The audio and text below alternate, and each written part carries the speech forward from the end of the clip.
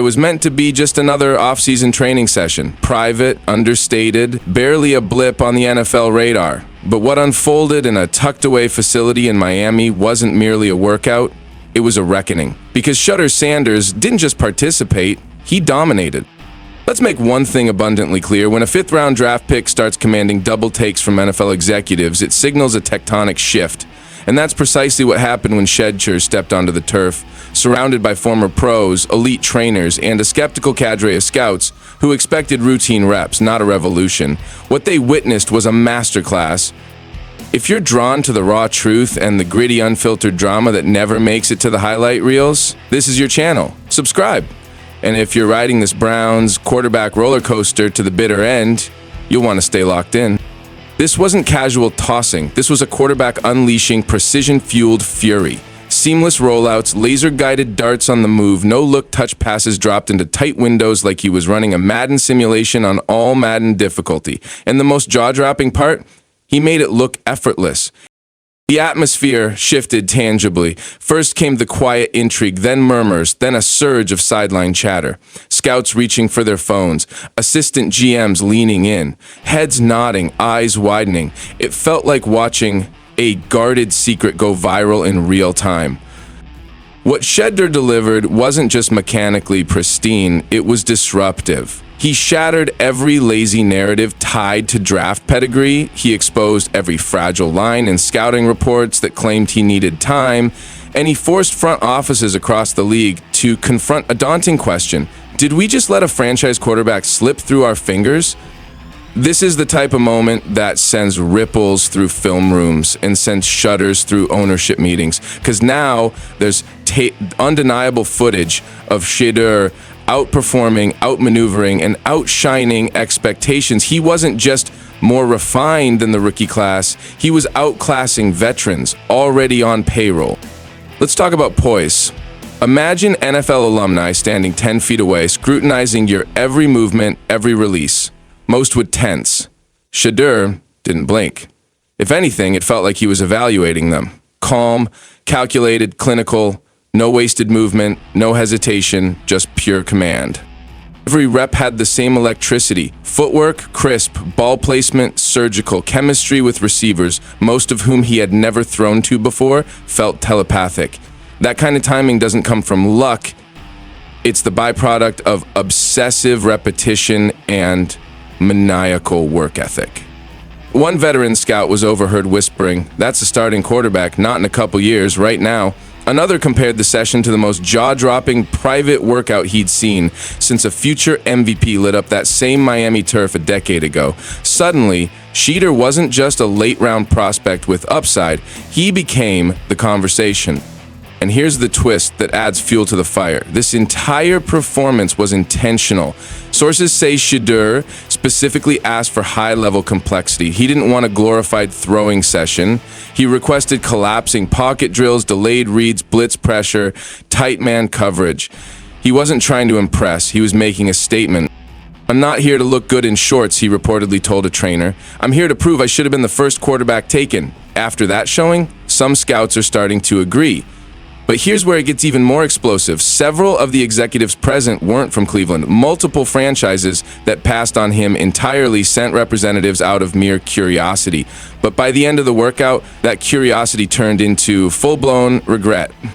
You could feel it, the mental recalculations echoing from the bleachers. Should we trade for him before the breakout? Did we miss our shot? Who dropped the ball? One NFC exec reportedly texted his GM mid-session, "If this kid hits the field this year, we're all going to look foolish." Too late. That moment may have already arrived. As for the Browns, they're starting to understand, because ever since that day in Miami, the internal reports, the locker room tone, and the buzz around Berea have all started to shift. What once felt like measured optimism has now transformed into palpable urgency. The Browns know they're no longer dealing with just another rookie. They're witnessing the emergence of something rare, something potentially franchise-defining. But here lies the million-dollar dilemma. Will they unleash him? Because that is the storm brewing beneath the surface. The spotlight is now blazing, the pressure is intensifying, and the Cleveland faithful aren't just hoping for a competent quarterback, they're craving a leader. with presence, precision, and unapologetic swagger. And Shedeur, he's got it all in abundance. More than that, he wants the weight. This isn't a player content to ride the bench and study from the shadows. This is a quarterback entering the league with the smoldering determination of someone who spent a lifetime underestimated, now armed with the platform and the poise to make the entire league regret it. Let's talk about the arc being written in real time. The same prospect once chastised for overconfidence is now being celebrated for his composure.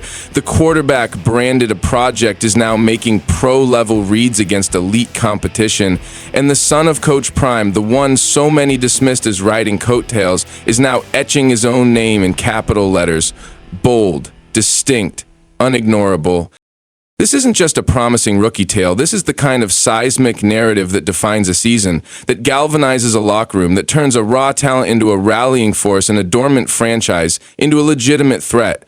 Because Shedeur Sanders isn't just competing for a depth chart spot. He's gunning to flip the entire quarterback hierarchy. And that Miami workout, that wasn't hype. It was a warning shot.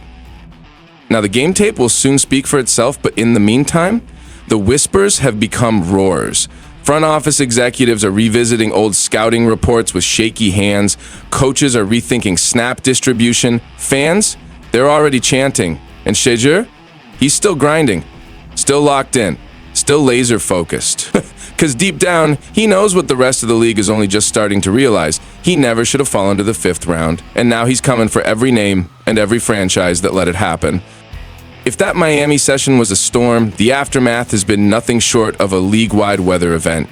Shedeur Sanders didn't just catch the attention of scouts, he shifted priorities, and now the Browns, whether they're ready or not, are staring down the barrel of a quarterback revolution. Let's talk ripple effects. Across the league, front offices are reevaluating their quarterback depth charts, not just wondering who they have, but haunted by who they don't.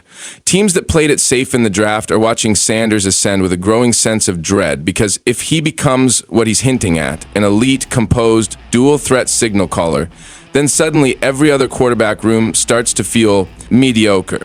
But the plot thickens in Berea. Internally, the Browns face a cultural collision because Shedeur doesn't move like a 5th-round rookie. He carries himself like a franchise face. He enters the locker room and the temperature shifts. This has created an undercurrent, subtle friction with certain vets accustomed to the old pecking order. Normally, rookies stay quiet, carry pads, earn stripes behind the curtain. Not Shedeur, he's not boastful, but he knows his worth. And that magnetic composure, it's contagious. Young players gravitate toward him. Veterans watch closely. Coaches scramble to balance containment without killing the wildfire of momentum he's igniting. And now, the Browns are stuck in a reality they didn't script. Deshaun Watson's mammoth contract was supposed to anchor the team's identity, for better or worse. But what happens when the practice tape, the locker room energy, and the fan base all start leaning towards someone else? You get pressure not just from the media, but from inside the building. Insiders say offensive coordinator Alex Van Pelt has been quietly captivated by Shedeur's ability to diagnose coverages and attack downfield windows early. This isn't a quarterback afraid to make a mistake. This is a cerebral assassin. He's not settling for screens and checkdowns. He's shifting safeties, manipulating defenders, and hitting tight windows with precision, something Cleveland's veterans haven't consistently accomplished. Which leads us to the Browns' ultimate conundrum. Do you sit a playmaker just to justify a contract, or do you ride the wave that's already here? Because Shedeur is producing now, elevating teammates now, winning reps, building chemistry, commanding huddles now, and every day he's not under center risks not just alienating fans, but fracturing a locker room that sees the truth playing out in real time. And let's talk about the fan movement. By now, you've likely heard the static, the swirling rumors that Shedeur is on his way out of Cleveland, that he's being dealt to the Indianapolis Colts to compete with a shattered Anthony Richardson and a fading Daniel Jones. They want you to believe Shedeur is a fourth-string afterthought, disposable, that this transcendent talent who surgically dismantled college defenses with poise and precision isn't even worth cultivating. But here's the truth they won't speak aloud. These whispers didn't originate in locker rooms or front offices. They were born in the gutters of the internet, fabricated by phony blogs and low-tier betting sites, dressed in flashy language and fed to lazy insiders, consumed by fans too distracted to discern real from rumor. This isn't just a bad take, it's a hit job. Shedeur Sanders isn't battling defenders, he's battling a rigged narrative, and every time he rises, they manufacture a new way to pull him down. First it was his swagger, then his lineage, now a bogus trade rumor. So today we're not just discussing football, we're dissecting how this lie was weaponized, who gains from keeping Shedeur suppressed, and why this young man might just be the most dangerous quarterback in the entire NFL. Not because he's reckless, but because he's ready. And what's coming next might just flip this league upside down. This myth didn't originate from Adam Schefter, it didn't come from Ian Rappaport, it didn't even come from Berea. No, this lie crawled out of the back alleys of the internet, pieced together by fan blogs, speculative odds, and a desperate hunger for chaos. It began with a whisper from Jonathan Adams of Beta US, not ESPN, not NFL.com, but a gambling affiliate site. Adams floated a maybe the Browns release Shedeur. Maybe he lands in Indy. And that's all it took. One ambiguous column, and the NFL echo chamber took care of the rest. Then came the absurdities. Blogs like Motorcycle Newsnet, yes, a motorcycle gossip site, suddenly pivoted into sports coverage, publishing AI-tier drivel with zero sources, no quotes, just baseless clickbait masked in pseudo-intellectual fluff. And from there, the wildfire spread. Let's not be naive. The media knew exactly what it was doing. Truth was never the goal. Engagement was. Shedeur's name plus Colts plus chaos equals clicks. This wasn't about informing, it was about distracting. And who better to target than a young, unapologetically confident black quarterback who's already become a lightning rod for projection? Because here's the unspoken truth. This rumor was never about football. It was about power. About controlling the storyline, creating doubt. If we don't challenge this smear in real time, the lie calcifies. The fiction becomes folklore. But while they manufactured drama, Shedeur did something they never anticipated. He grinded.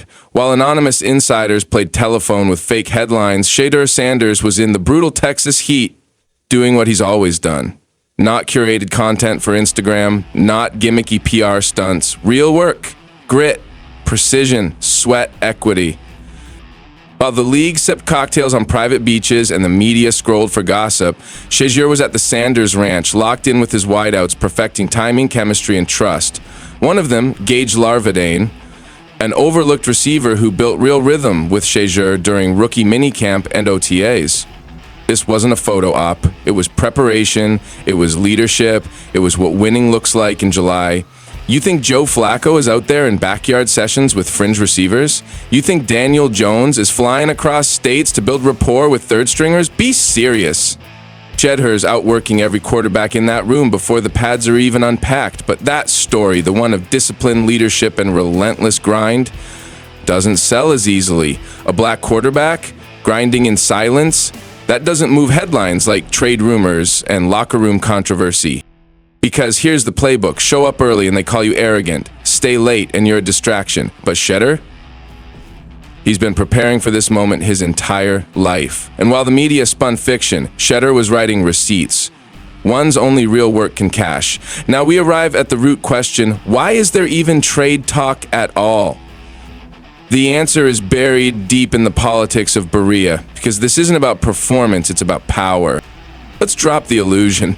The Browns quarterback room isn't a meritocracy. It's a game of political chess. And right now, Shedeur Sanders isn't being treated like a quarterback. He's being treated like a threat. Not because he's underperforming, but because his mere presence disrupts the hierarchy. Look at the so-called depth chart. Betting odds on Paulie Mart list Flacco at 50% to start. Kenny Pickett, the NFL's most uninspiring former first-rounder, sits at 22%. And Shedeur, the man outworking them both in silence, Dillon Gabriel, the raw, untested rookie with zero NFL film, holds a 16% chance to start. And Shedeur, dead last at 14%. That's how little the so-called experts value the most polished passer in the building. Let's be clear, this isn't about what Shedeur lacks. It's about what he threatens to become if given a real shot. This league has always been uneasy with a fifth-round black quarterback outshining their hand-picked first-round poster boys. It always has. That's why Gabriel, who's never faced an NFL snap, is somehow listed above Shedeur. That's why Kenny Pickett, a player who's been the personification of mediocrity since day one, is viewed as safer. And Flacco? Don't even get me started. The last time we saw him, he looked like a fossil. Immobile, inaccurate, and one blindside hit away from retirement. Yet somehow, he's still got the keys. Make it make sense. The truth? Shedeur isn't trailing because of performance. He's trailing because of perception. The NFL doesn't quite know what to do with a quarterback who talks like a CEO, trains like a vet, and plays like a problem.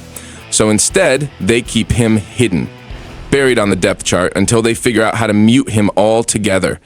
But while Cleveland hesitates, Indianapolis is starving for authenticity. And that's where this story really ignites. Let's call it what it is. The Colts don't have a quarterback competition. They have a quarterback crisis. This isn't about development. It's about identity collapse. Start with Anthony Richardson. On paper, the physical gifts are absurd. He's a walking human highlight, a quarterback built in a lab. But here's the issue. What happens when the camera stops rolling? You're left with injuries, inconsistency, and a star who's never available when it matters. As camp nears, he's nursing yet another health setback.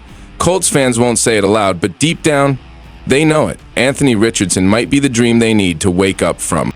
And there's Daniel Jones, fresh off a failed stint in New York. Let's stop sugarcoating it. He's not a redemption story. He's a placeholder, a Band-Aid on a bullet wound. Safe, temporary, uninspiring. He doesn't shift momentum. He can barely move the chains. Yet somehow he is QB1 in Indy. We all remember the infamous run, the one where he tripped over his own feet. That play was a metaphor for his career. And in the storm of quarterback confusion, Shedeur's name surfaces. Not because he belongs in this chaos, but because he might clarify it. A steady hand, a real quarterback, one who reads defenses with surgeon-like precision and doesn't need a 4.340 to stay relevant. But here's the uncomfortable truth. Why is Shedeur even being mentioned in the same breath as failed projects? Because when you're black, confident, and undeniably talented, the system will always try to humble you before you ever take a snap. And that brings us to the comparison the league doesn't want to acknowledge. Shedeur Sanders vs. Anthony Richardson. They represent polar extremes of the quarterback spectrum. And that's why the media has been working overtime, not to elevate both, but to promote one while suppressing the other. This isn't about raw ability, it's about narrative control. Richardson is the prototype the NFL can't quit. Built like a linebacker, runs like a gazelle, jumps like an Olympian. He's a viral clip waiting to happen. But highlights don't win games, consistency does. And Richardson has never had it. Instead of inflaming the situation with sensational headlines, Manini took a more nuanced approach, urging viewers to consider the broader context of Shedeur Sanders' reality. A 21-year-old quarterback thrust into the spotlight where every move, on and off the field, is dissected. Manini acknowledged the speeding violations as lapses in judgment, but insisted they should not be used as a standalone indictment of Sanders' integrity or long-term potential. He emphasized the unprecedented pressure modern athletes endure, balancing the roles of quarterback, cultural figure, and digital persona. Under such scrutiny, every misstep becomes magnified, every error amplified. Manini concluded that any fair assessment of Sanders must account for the full spectrum of his character, on-field performance, and developmental arc, not just 2 traffic citations stripped of context. I see it as a process, Sanders said. I've got time to evolve, to grow into the game, to dissect defenses more intelligently, to absorb the wisdom of the veterans in the room. I see it as a blessing, and when it's my moment, I'll be ready. From the moment Shedeur Sanders stepped into Brown's camp, the energy shifted like a current had been plugged into the turf. What was supposed to be a routine practice instantly transformed into something electric. Veterans looked disoriented, like they were stuck in slow motion while Sanders danced in fast forward. Forget waiting his turn. Sanders didn't just clock in. He took the steering wheel. One snap, one spiral, and it was clear. He wasn't here to learn the system. He was here to redefine it. His pocket awareness was surgical. His throws, heat-seeking. His confidence, unshakable. Observers quickly realized this wasn't your typical rookie rollout. Coaches widened their eyes, players exchanged glances, someone even checked the sidelines, half expecting a hidden camera crew to pop out. But there was no prank. This was simply Shedeur, a half-field general, half-highlight reel. With footwork like a metronome and vision that sliced coverages into fragments, Sanders began diagnosing defenses with terrifying speed. On one rep, he calmly read Cleveland's single high safety shell and laced a seam throw between a trailing linebacker and late reacting safety. On another, he manipulated leverage with a shoulder fake, progressed through his reads, and delivered with pinpoint placement, upfield shoulder in stride, perfect tempo.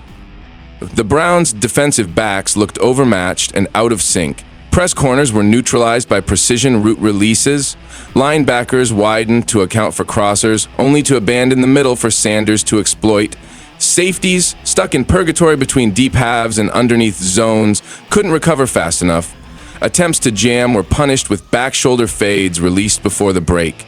Every defensive call cover 6, simulated blitzes, even rotated shells, was met with an elegant, ruthless answer. Sanders' control of the pocket was textbook. He climbed rather than drifted, bought time without panic, and remained balanced in chaos. When faced with a late stunt, he stepped up, re-identified a shallow crosser, and hit him in stride for 20 yards. His reads were quick, his throws were deliberate, and his processing speed left the defense grasping at air. What was expected to be a developmental track quickly became a crash course for the coaching staff, forcing them to rethink their depth chart in real time. The narrative that Sanders would sit and wait unraveled, rep by rep. And while Joe Flacco and Kenny Pickett lurked in the background, it was clear who had the juice. A defender barked at him between snaps, trying to get in his head. Sanders didn't flinch. He answered with a 30-yard laser on the very next play, splitting a high safety and a trailing corner like they were standing still. 5-step drop, base set, boom, outside shoulder, explosion. This isn't your average rookie buzz. This is movement-level electricity. Local Cleveland shops are already stocking custom Sanders apparel. A massive mural featuring his face mysteriously appeared downtown. Social media is flooded with cinematic edits of him in Browns gear walking out of the tunnel, hoisting imagined Lombardis. This isn't manufactured hype, it's organic devotion. You can't fabricate this kind of buy-in. You either inspire it or you don't. And Shedeur, he inspires it. In a city that's endured more quarterback heartbreak than any fan base deserves, this feels different, it feels real. But beyond the football, there's another factor: economics. Let's not underestimate the business impact of a magnetic quarterback with style, charisma, and a digital footprint already rivaling top-tier veterans. Shedeur isn't just launching deep balls, he's drawing brands. National media outlets are circling, sponsors are watching, he moves the needle. If the Browns lean into this, he could become one of the NFL's most recognizable faces within 2 seasons. But if they hesitate, if they bow to internal politics or cling to outdated models, they risk becoming the team that let lightning escape the bottle, and yes, let's name it, politics. Because for every highlight Shedeur generates, there's a whisper about his name, his swagger, his father's shadow. Let's be honest, those whispers are code. Their discomfort disguises concern. The league, for all its spectacle, still clings to a mold when it comes to quarterbacks. Buttoned up, subdued, humble to a fault. Shedeur doesn't fit the mold. He's not here to blend in. He's here to dominate. And that unnerves people. Thank you guys. See you next video.